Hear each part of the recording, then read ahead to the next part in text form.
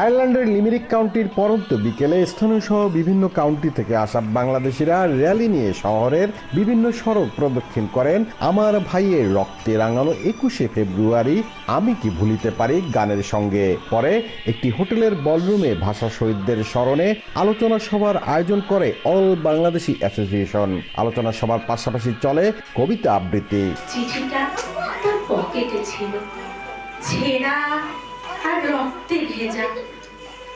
মাগো, ওরা বলে সবাই 11 জন লেখককে সংগঠনের পক্ষ থেকে আয়ারল্যান্ডে 21শে পদক নামের ক্রেস্ট তুলে দেওয়া হয়। এখানে বেড়ে ওঠা শিশু কিশোরদের মাঝে বাংলা বর্ণমালার বইও তুলে দেয় সংগঠনটি।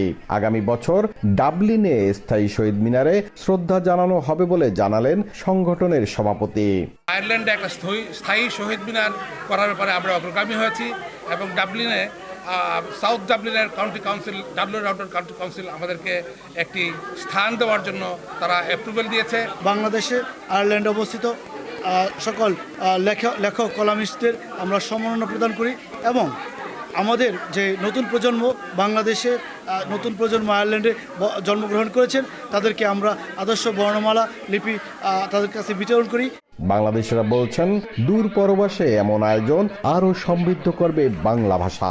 আমরা বিদেশের মাটিতে এত সুন্দর একটা অনুষ্ঠান প্রোগ্রাম মন খুলে সবাই বাংলা বলতে পারছে, আমাদের বাচ্চারাও আস্তে আস্তে এটার দিকে ঝাঁপিয়ে পড়ছে। আসলে আমাদের ভালোই লাগছে। আয়ারল্যান্ডে সুদূর প্রবাসে যে আমরা এই ভাষা দিবস উপলক্ষে এত সুন্দর একটা অনুষ্ঠান উপভোগ করবো এটা কখনো ভাবতে পারিনি।